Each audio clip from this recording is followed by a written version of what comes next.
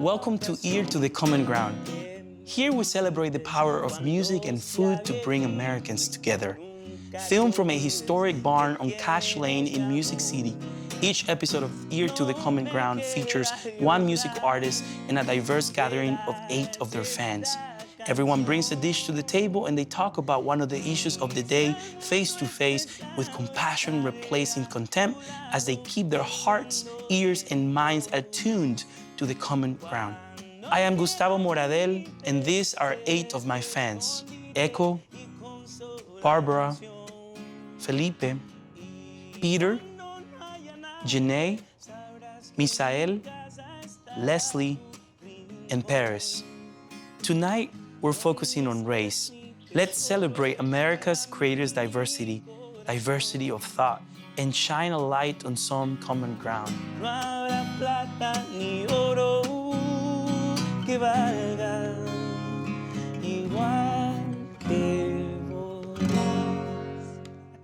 I grew up in kind of rural Kentucky, and Kentucky is still historically has been part of Southern culture. And growing up, I think my parents really tried to expose us beyond just the norm, but a lot of people we were around just looked similar to us, and sometimes it felt like, well, how do we break out of that?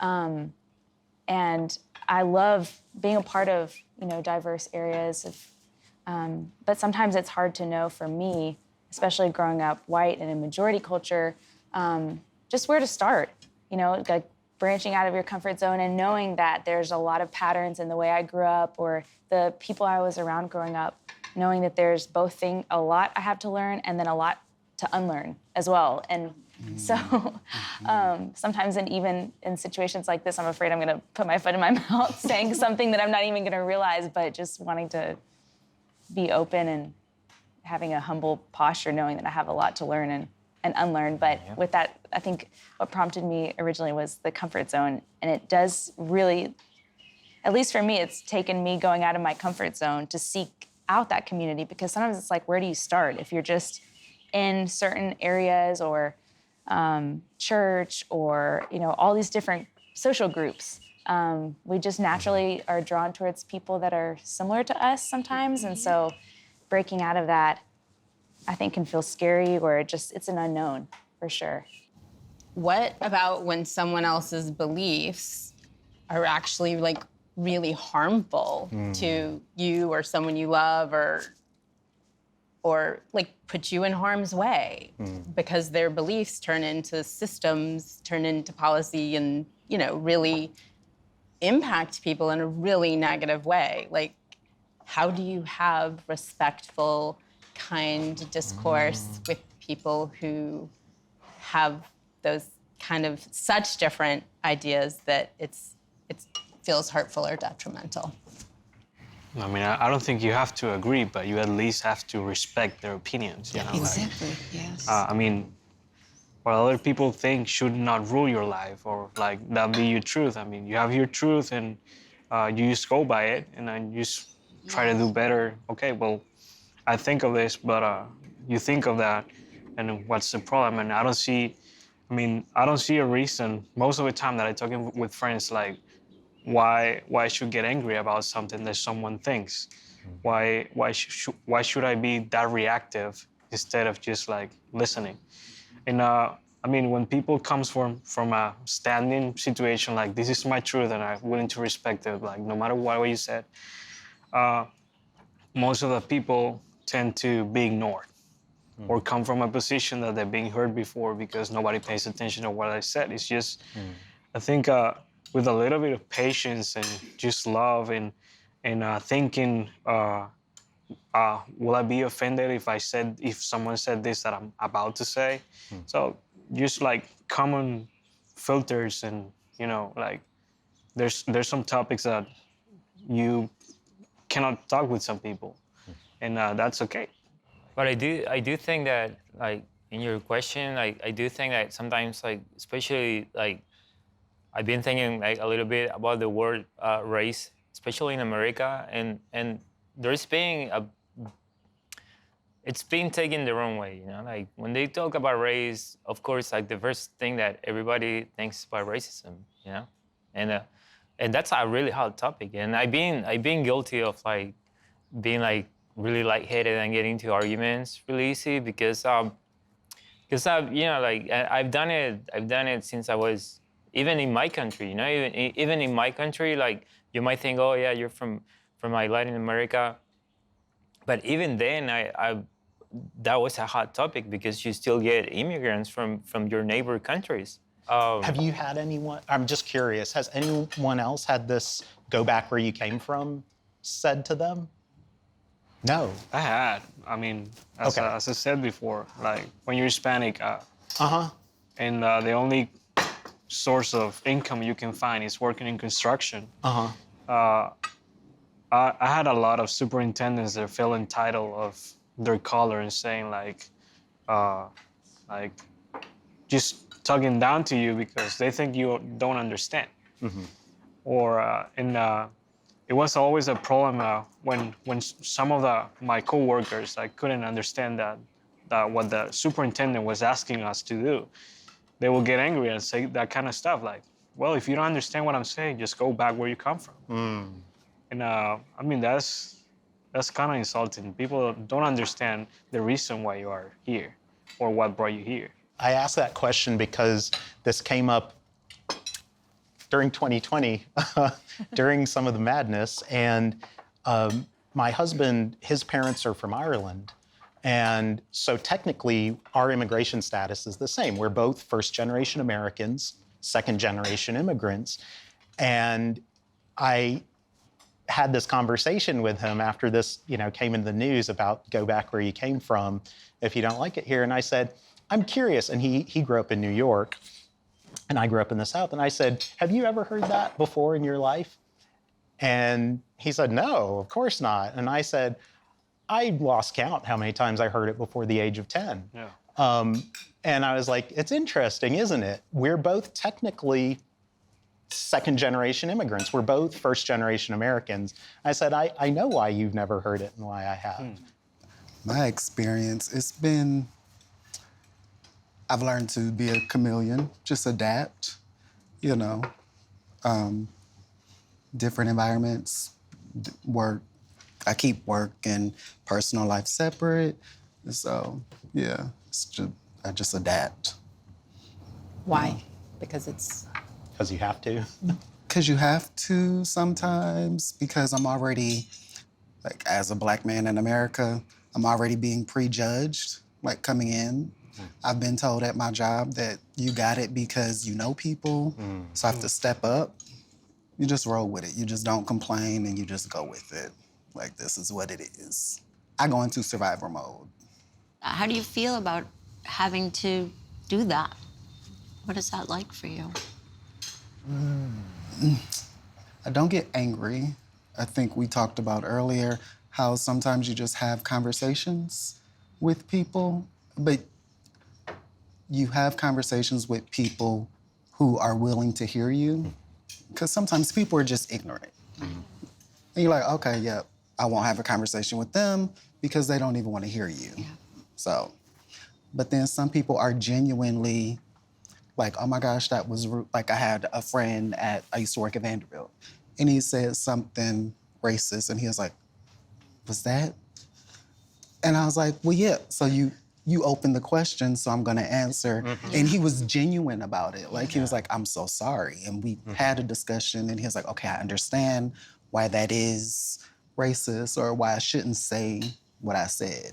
And that made me feel good, like, just to be heard. Because, like, you know, we all want to be heard, loved, and understood. Yeah, absolutely. Whoever we are. Right. Yeah. So you're able to like be gracious enough to like say, hey, what you said, you know, and start educating people, because I think a lot of it is educating people about it. I was so when I came here, I was a little ignorant about this subject of like being Black in America. I was ignorant. What you see, of course, what you see on television, they already have a judgment of like, if Latino, you're in a gang.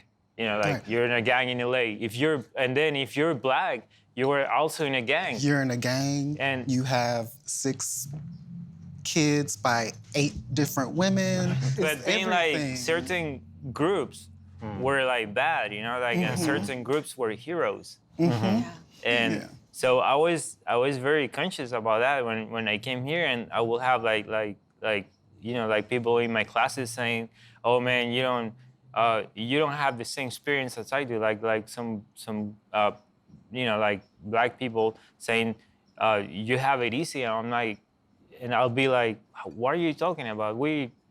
Because I didn't see it that way. I thought it was, you know, like I say, you're kind of like they were saying you know, you have it like easier that in life, maybe later in life, it's gonna be an easier road for you.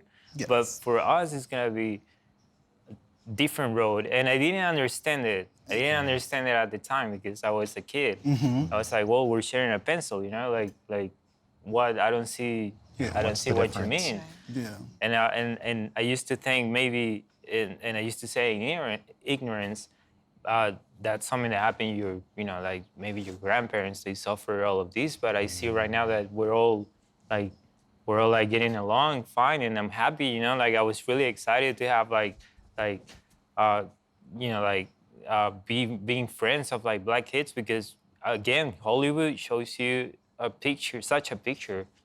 It does make me just think it's really important to be at tables that are super diverse, but it's also really important to be at tables that are safe and where you can just be fully yourself and not try to like have to sometimes like just grin and bear it and just, you know.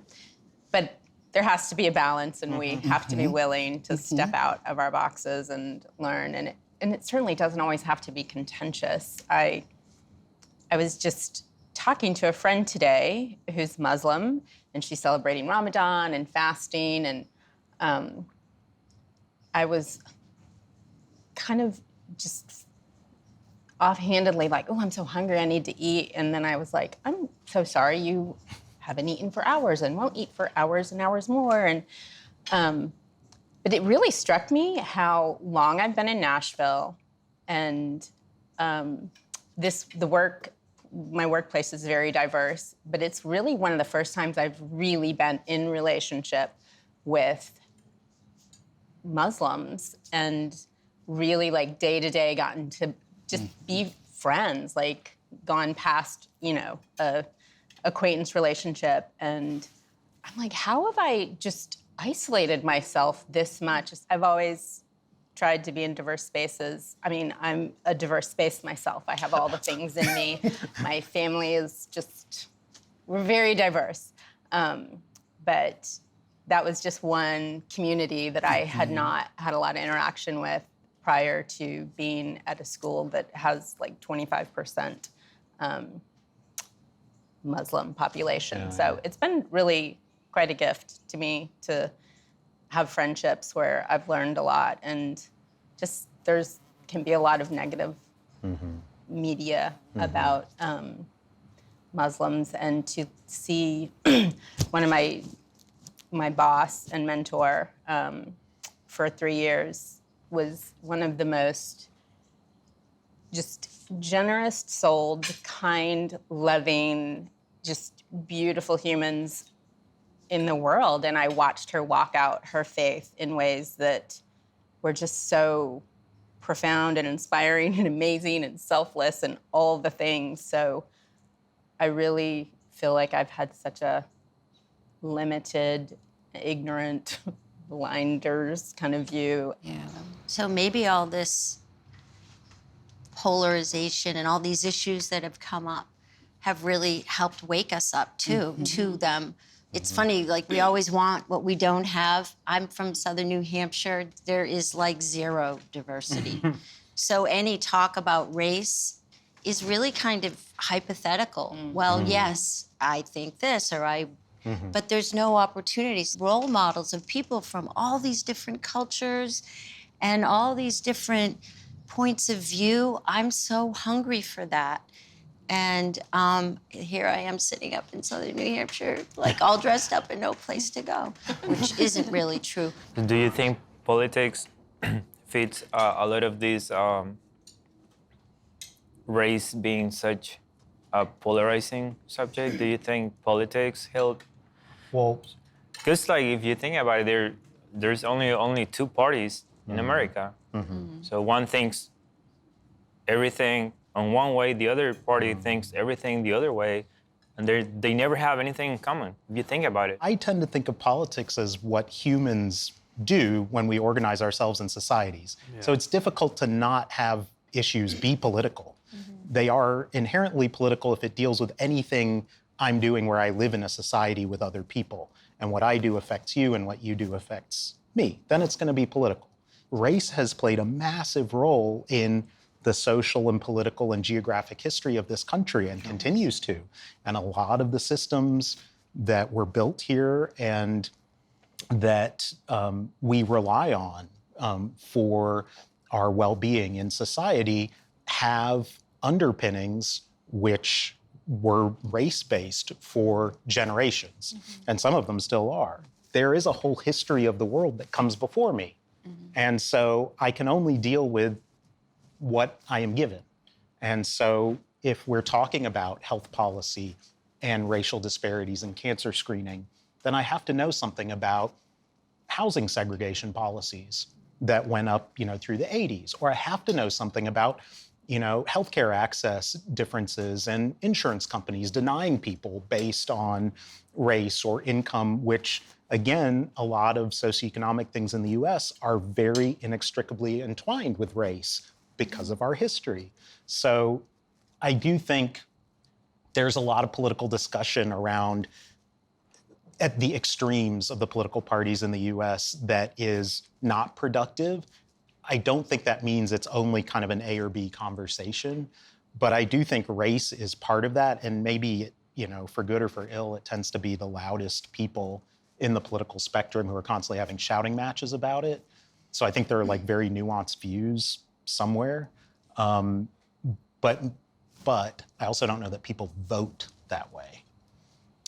There's not options to vote with Yeah. nuance. Like, we are forced to choose who to vote for, which news to watch. There's no, I mean, I know lots of people who like watch the BBC just to like get a semi-objective, or like watch, the two extremes here, just to kind of go, how are other people looking at this? Because it seems so obvious to me. I don't blame America, and which is great. I don't even think blame is necessarily what we need to be doing, right? But we do need to be taking responsibility and accountability for where we are and how people are treated and just the way this country runs. And then representation, like kind of what you just sort of touched on. I've just kind of come to a point where I do not want to be a part of an organization, which is really, really hard, but one that the leadership doesn't reflect the community. Yeah. Like, I won't go to a church where it's an all-male elder board or whatever it is. I just want to be in places where the people leading us, the table is open, and the community is represented. But that's not what our country looks like right now. It starts with us. Exactly. It starts with us. So you making that choice to be where you're represented and where everybody's represented, like you are setting the example for someone behind you or someone beside you. Yes. Or represent myself. Like, I'll Yes. get up on that board. Yes, and we have But, more but power. that's where it starts. I think it's a little bit of an easy way out we give ourselves when we say, well, a politician is going to go after votes the cheapest way possible. Of course, and you can't blame people. They're incentivized, right? That's their choice. They want to hold power. They see that there's an easy way to get votes. They go for it. On the other hand, there is a bit of tail wagging the dog. They're representing people want to hear that message or are willing to follow them. If they say things that are racially insensitive or they blame people of other racial groups for a certain community's problems and they see that they can get votes that way, of course it's unfair for them to stoke that, ignorance or fear, but it also means that their constituents are fearful and ignorant. I mean, so the way out of it is one thing, but diagnosing the problem is important in figuring the way out.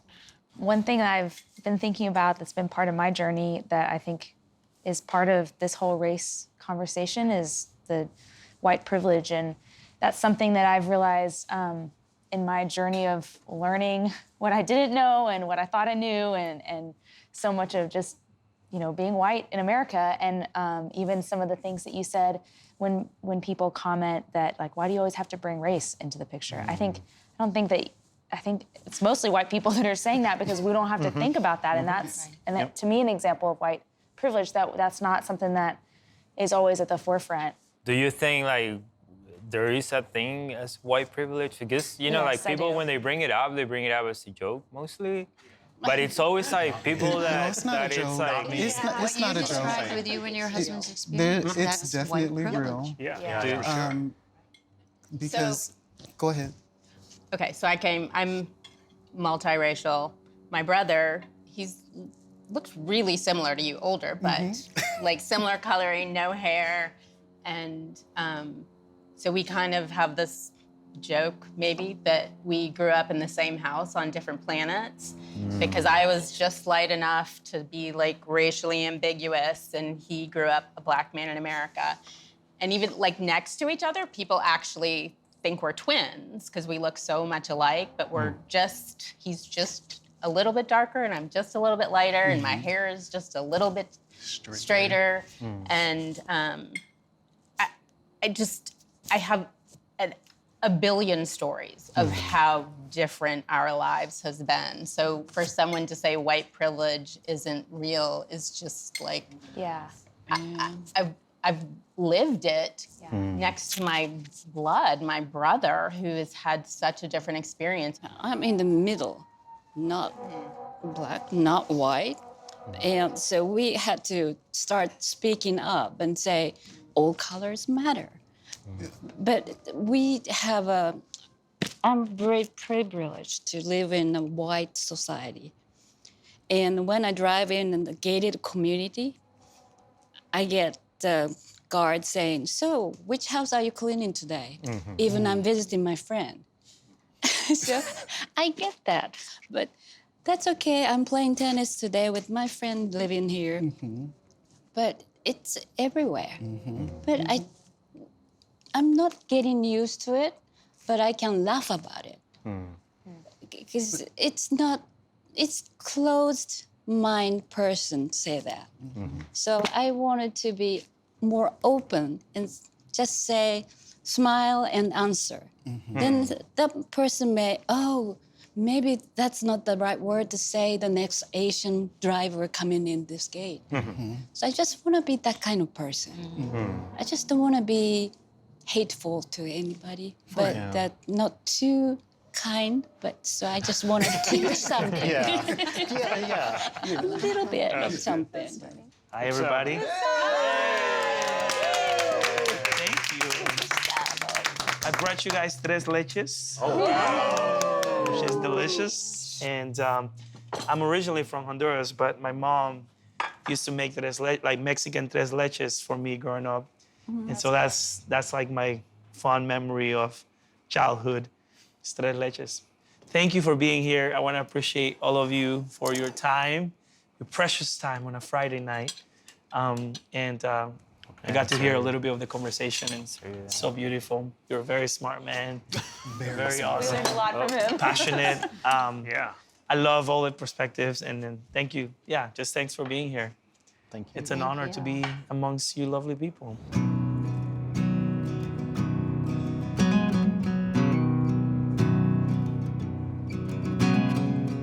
Ya despertó el colibrí que vive enfrente de mi casa. A veces no quiero salir y no sé qué es lo que me pasa. La lluvia cae, los recuerdos me atormentan, eso no es vivir. En lo complejo de esta historia yo he aprendido siempre a sonreír. Y es que no queda de otra. Crecemos o quedamos enterrados en la cruda realidad. Hay un mundo allá afuera que me invita a salir a pasear. En la lista de espera se ha encontrado mi felicidad. Soy testigo de cómo se visten las flores del campo y les bastará. Porque de preocuparme de tanto, si sé que en tu abrazo yo encuentro mi hogar. Sigo buscando la verdad, pero la duda sobrepasa. ¿Será pura casualidad? ¿Será que todo es una farsa? La lluvia cae y los recuerdos me atormentan. Esto no es vivir. En lo complejo de esta historia yo he aprendido siempre a sonreír. Es que no queda de otra. Crecemos o quedamos enterrados en la cruda realidad. Hay un mundo allá afuera que me invita a salir a bailar. En la lista de espera se ha encontrado mi felicidad. Soy testigo de cómo se visten las flores del campo y les bastará. Porque de preocuparme de tanto, si sé que en tu abrazo yo encuentro mi hogar.